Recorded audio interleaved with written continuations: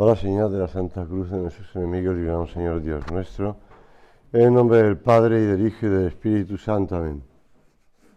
Señor mío y Dios mío, creo firmemente que estás aquí, que me ves, que me oyes.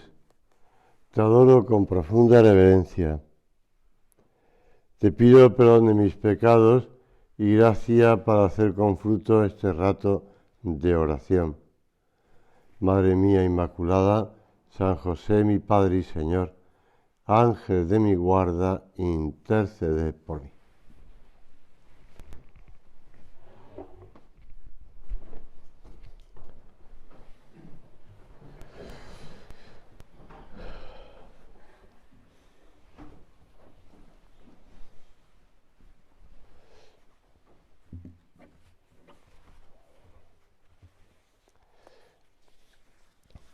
Empezamos,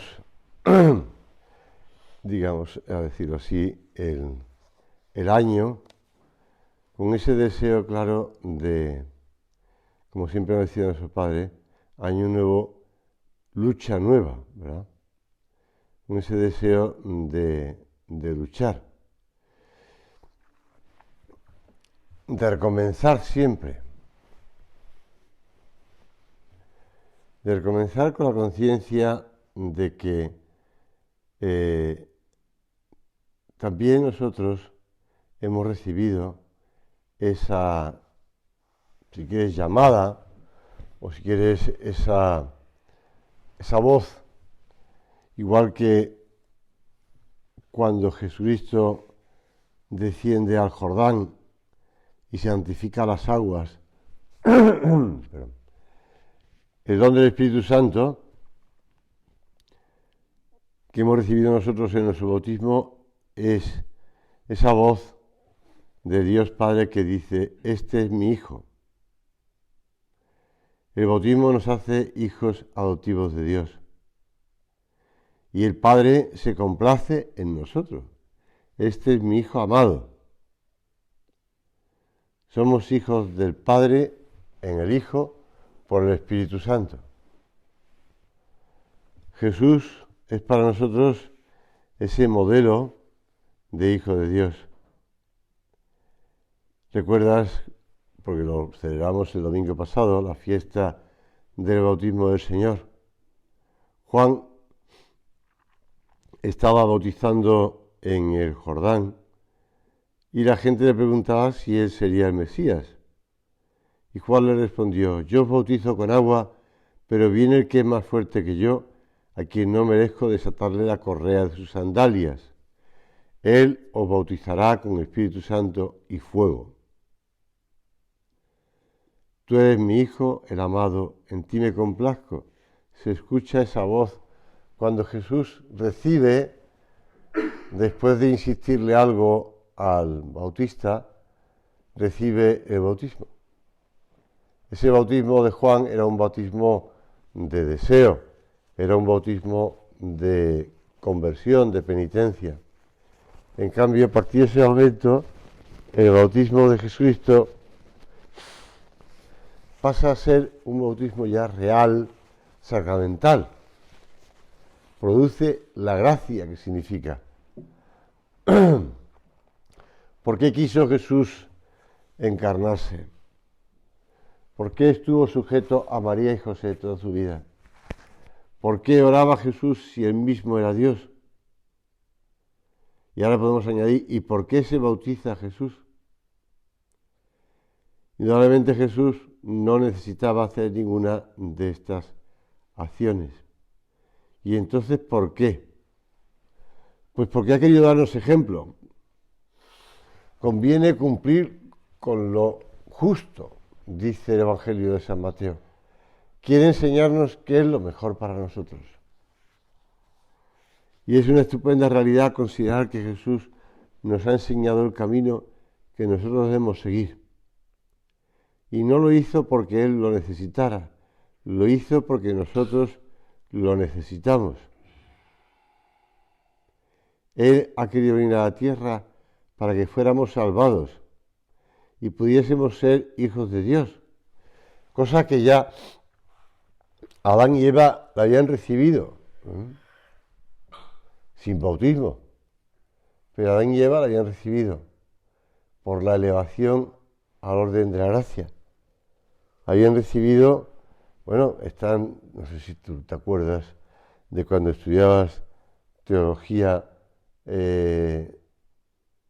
sacramental o incluso teología de la creación primero, pues vas viendo que están la creación, los dones naturales, y después están los dones preternaturales y los dones sobrenaturales. Recuerdo una tesis que estaba haciendo en Roma en la que me pidieron que le ayudara a traducir una serie de textos de unos libros en francés porque no controlaba el francés. Y trataba de todo esto. Adán y Eva también fueron elevados al orden sobrenatural. También eran hijos de Dios. Todo eso se perdió por el pecado original. Pero todo eso lo recuperamos nosotros, no los dones preternaturales, por el bautismo. El bautismo de Jesús está estrechamente ligado a nuestro bautismo. Jesús se hace cargo de aquello que necesitamos. Y nosotros somos mendigos del amor de Dios, de nuestro Padre Dios.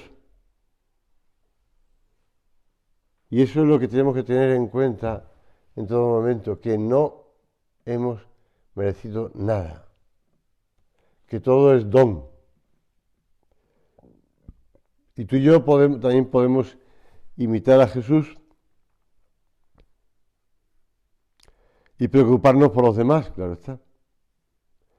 Es también la forma en la que nosotros podemos levantar a los otros. Evidentemente no juzgando, no insinuando qué hacer, sino haciéndonos cercanos, compadeciendo, compartiendo el amor de Dios. San Pablo, tú lees las cartas de San Pablo o estudias la teología paulina, te das cuenta de que el hecho fundamental de su vida es el momento en el que camino de Damasco tiene un encuentro con ¿quién eres? Le pregunta San Pablo. Soy Jesús a quien tú persigues.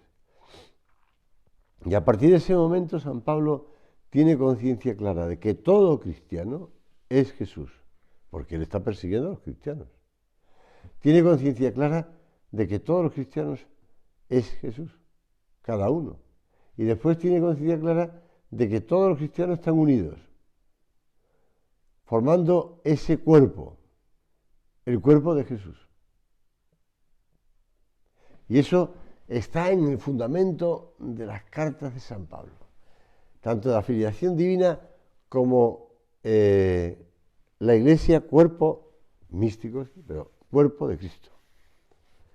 Y nosotros, imitando a Cristo, pues fijarnos en la necesidad de los demás y no tanto en las nuestras, porque San Pablo se siente como empujado.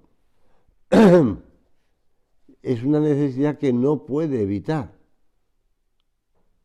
Ay de mí si no evangelizo, dice. Salir de nosotros mismos, mirar a los demás. Los demás requieren nuestra atención, nuestro tiempo. Imitemos a Cristo levantando la mirada al prójimo. Ese es el camino de la verdadera felicidad, porque hay más felicidad en dar que en recibir. Hijos de Dios, hijos en el Hijo. Por eso San José María te explicaba en esas palabras suyas, bueno, en muchas, porque dejaba muy claro que la espiritualidad del Opus Dei, el fundamento está en la filiación divina. Y decía, lo recoge el Cristo que pasa, el Señor, al querernos como hijos, ha hecho que vivamos en su casa, en medio de este mundo, que seamos de su familia, que lo suyo sea nuestro y lo nuestro suyo, que tengamos esa familiaridad y confianza con Él que nos hace pedir como el niño pequeño la luna. Somos conscientes de que yo soy hijo de Dios. Y esto nos enseña a mirar el mundo de otra manera, porque mi Padre Dios ha creado este mundo.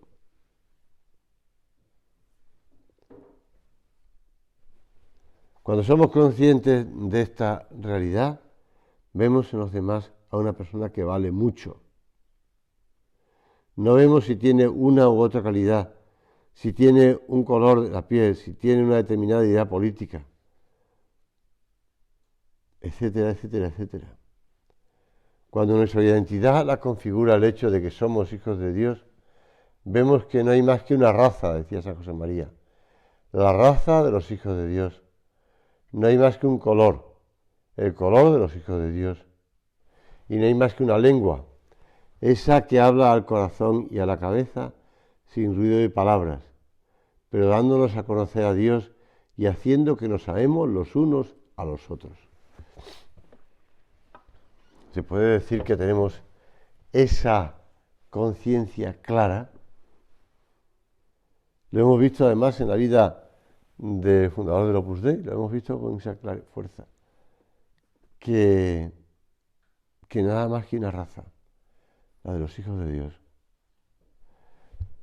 Yo conviví en Roma con uno de los profesores de teología moral, que además fue profesor de teología moral en el instituto recién fundado. Entonces, bueno, él ayudó, por decirlo así, a fundarlo, ayudando a mi amigo de Carlo Cafarra, después cardenal.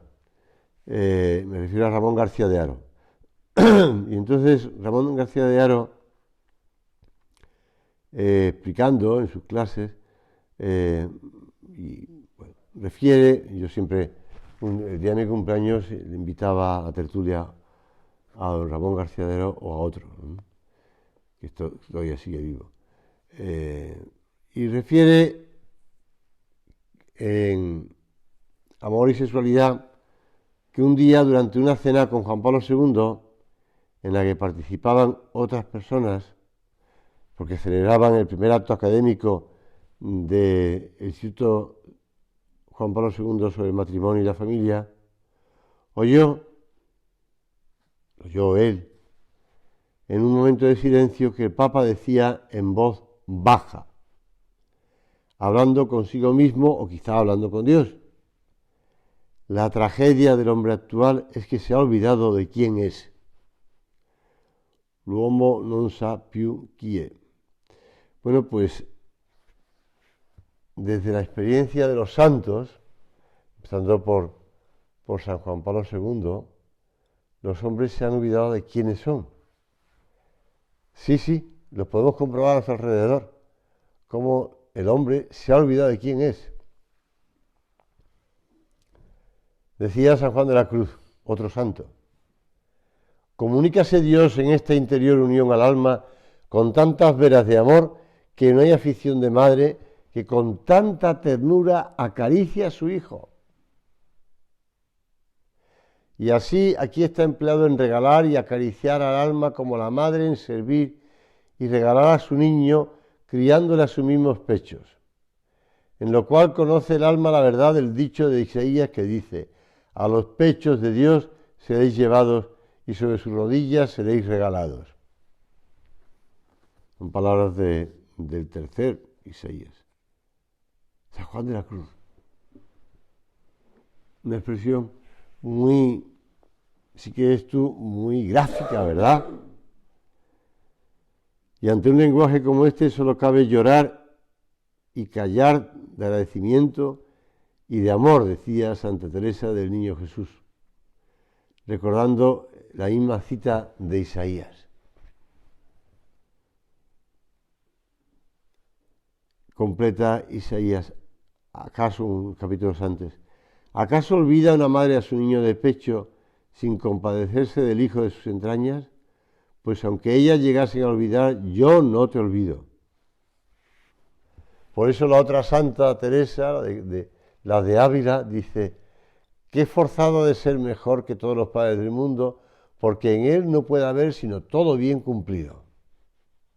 La experiencia de los santos, que te hablan de esa delicadeza de tu Padre Dios por ti, de ese mimo de Dios por ti. Y San José María, que ya hemos citado antes, un padre que nos ama más que todas las madres del mundo pueden querer a sus hijos. La cita que te estaba dando, todas hablan de una madre con su hijo, de la madre o del padre sobre las rodillas, de la madre que da el pecho al hijo, que lo estrecha contra sus pechos. Ese padre que ama más que todas las madres del mundo.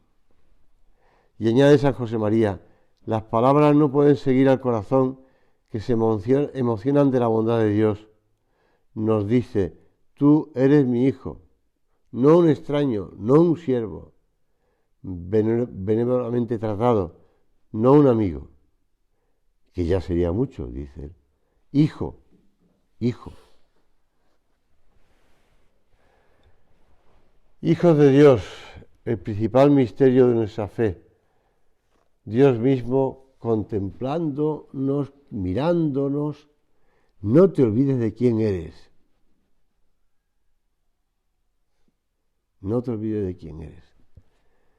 No te olvides de cómo Dios te mira, te admira, te contempla, se preocupa por ti, de cómo Dios busca lo mejor para ti. Cuando llegué a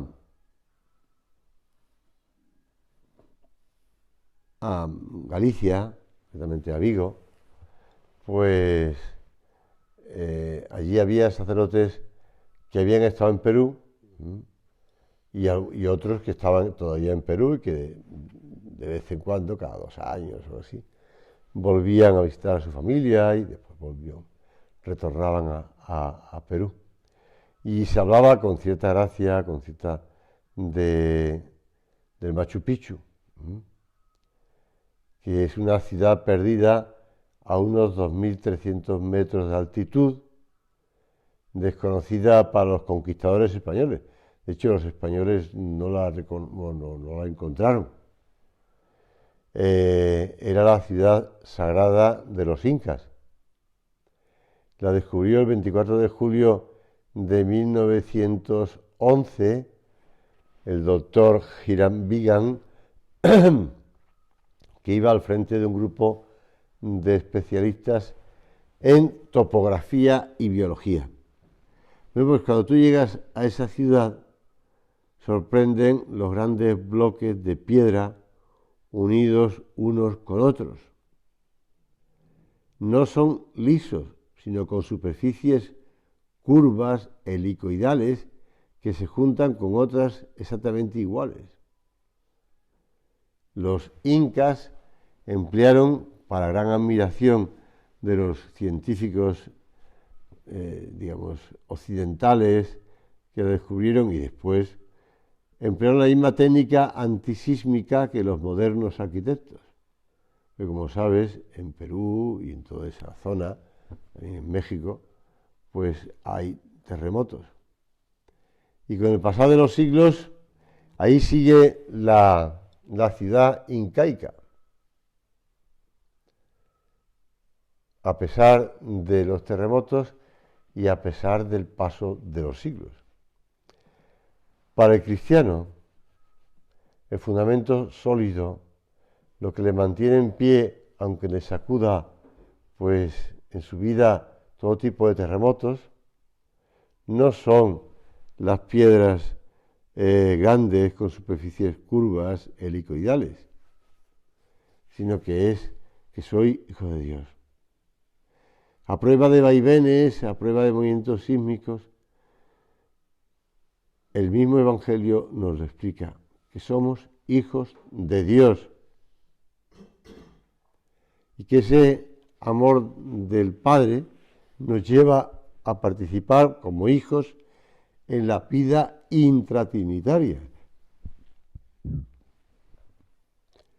Lo que hace reaccionar a los santos no es tanto la conciencia de ser él mismo o ella, he puesto ejemplo de Santa Teresa, o Santa Teresita, o de San Juan, o de San José María, hija o hijo de Dios, sino la comprensión cada vez más profunda y viva de lo que significa Dios es mi Padre. Y nosotros hemos de profundizar en Dios es mi Padre. ¿Cuánto me quiere Dios? El santo es sin duda consciente de lo que causa el amor divino en su propio ser, en su propia vida. Lo agradece de veras, pero más que fijarse en sí mismo, se fija en Dios. Contempla admirado esa infinita grandeza y descubre con sorpresa que todo ese esplendor no se queda estático, sino que se inclina hacia él, se le da, se hace suyo. He estado hablando antes de los Andes y de los Andes peruanos y chilenos. Santa Teresa de los Andes también nos da otro ejemplo. Dice, nuestro Señor me dijo que quería que viviera con Él en una comunión perpetua, porque me amaba mucho. Después me dijo que la Santísima Trinidad estaba en mi alma, que la adorara. Mi alma estaba anonadada. Veía la grandeza de Dios infinita y cómo bajaba para unirse a mí un miserable. Él, la inmensidad con la pequeñez, la sabiduría con la ignorancia, el eterno con la criatura limitada, pero sobre todo la belleza con la fealdad, la santidad con el pecado. Y entonces, en lo íntimo de mi alma, de una manera rápida, me hizo comprender el amor que lo hacía salir de sí mismo para buscarme. Vi que con una criatura tan miserable se quiere unir, quiere identificarla con su propio ser, sacándola de sus miserias para divinizarla, de tal manera que llegue a poseer sus perfecciones infinitas. Estando durante el tiempo de Navidad, me escribió un sacerdote con el que he convivido en Galicia. Me dijo, oye, ¿has visto la serie esa que han sacado, o documental, docuserie, sobre el robo del Codex Calixtino? Como hemos estado juntos en Galicia y había vivido en Santiago y todo eso. Dije, no, pues puedes verla y me dices, son 5 capítulos o 4 capítulos, puedes verla y me dices. Realmente la vi muchas veces mientras que intentaba, desayunando mi hermano y tal, pero bueno, me pareció que era muy, muy real. Pero esto me estaba sorprendido, porque él no estaba entonces en Galicia cuando pasó, estaba sorprendido de la veracidad de la serie. Y me parece muy real. ¿A qué niveles podemos llegar los seres humanos teniendo grandes tesoros como el Codex Calixtino, la Catedral de Santiago, etcétera, etcétera, etcétera, etcétera, o a Dios mismo a tantos niveles de bajeza, ¿no? Bueno, o incluso los millones que este hombre fue acumulando en cajas o en bolsas de plástico, ¿no? Pues los niveles de poquedad, ¿no? Vamos a decir así. Pues tenemos a Dios, no el Codex Calixtino ni millones, sino tenemos al Dios mismo.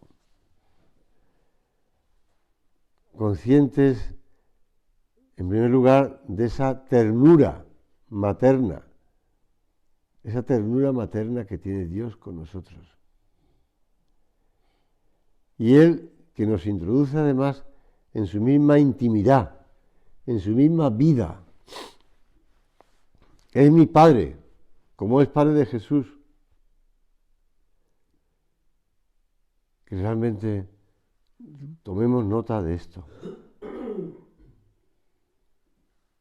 Y seamos conscientes de esos dones que Dios nos regala, pero sobre todo que son dones, que lo son el alma que comprende y siente esto a fondo, trasciende los dones y regalos, porque en todo sabe que lo tiene siempre a Él, a Dios, con todos los tesoros de su misma vida divino-trinitaria. Otra santa, en este caso físicamente más cercana por la parroquia de Santa Teresa Benedicta de la Cruz, Santa Edith Stein. Dice ella, filósofa, pero bueno, el alma en la que mora Dios por gracia no es simplemente una pantalla impersonal en la que se refleje la vida divina, sino que ella misma está dentro de esa vida. La vida divina es una vida trinitaria, tripersonal. Es el amor desbordante con el que el Padre engendra al Hijo y le da su ser, con el que el Hijo recibe ese ser y se lo devuelve al Padre. El amor en que el Padre y el Hijo son la misma cosa y que lo expiran ambos como su común espíritu. Mediante la gracia, este espíritu se derrama a su vez sobre las almas. Vida trinitaria, tripersonal. El día 6 de agosto de 1978 fallecía el Papa Pablo VI. Había asistido en su habitación de Castel Gandolfo desde la cama a la misa, a la Santa Misa, oficiada por su secretario, Monseñor Pasquale Macchi. Se sintió muy mal, recibió consciente y sereno la unción de los enfermos, los que le acompañaban rezaban sin cesar y él contestaba a las plegarias. Cuando su voz empezó a no ser clara, el cardenal secretario de Estado pidió a Monseñor Macchi, a Pasquale Macchi, el secretario, que escuchara al Papa por si ese tenía que decir algo especial, ¿no? Y el otro pues arrimó un poco el oído a la boca del Papa y escuchaba que el Papa decía Pater noster qui es in celis. Padre nuestro que estás en los cielos. Bueno, el Papa Benedicto XVI, Papa Benedicto XVI, también murió así, rezando y diciéndole al Señor de un modo muy directo, te amo. Nosotros tratamos a Dios con esa cercanía, con esa confianza que hemos aprendido también de San Pablo. Papá, bueno, el mismo Jesús. Abba, papá, Padre mío. Somos hijos de Dios. Tenemos esa realidad que se inserta en nuestra vida porque nosotros, que no hemos merecido nada, no rechazamos, como puede rechazar un cuerpo, pues cuando le hacen un trasplante de un órgano extraño de otro cuerpo, que si un hígado, que si el corazón, que si le trasplantan, pues no sé, lo que sea, ¿no? Pues no lo rechazamos, porque Dios ha querido que recibamos algo que el hombre es capaz de recibir por naturaleza. Capax Dei se estudia en teología, capaz de Dios. Yo te digo en la tesis esta, bueno, yo no hice la tesis, la hizo el otro, pero yo le ayudaba a traducir un poco los textos al español o al italiano. Pues capax Dei, el hombre es capaz de Dios. Dios no nos envía algo que nosotros tengamos que rechazar, es algo que viene a nuestra naturaleza humana y la eleva al orden sobrenatural.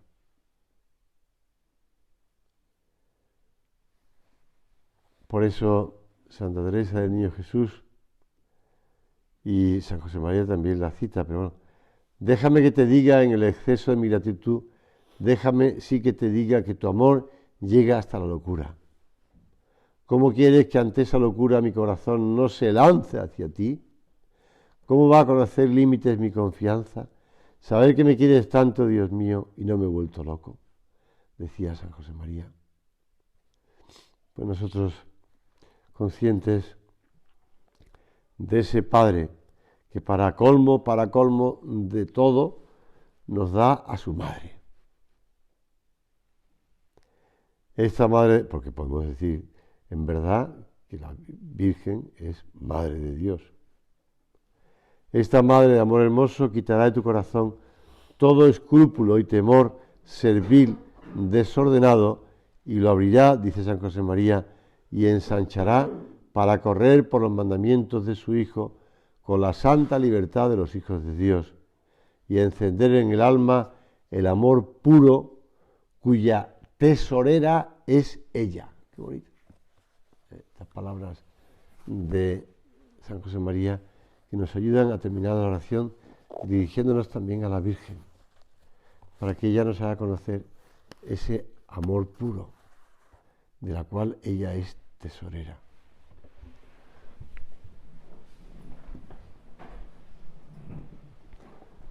Doy gracias, Dios mío, por los buenos propósitos, afectos e inspiraciones que me has comunicado en esta meditación.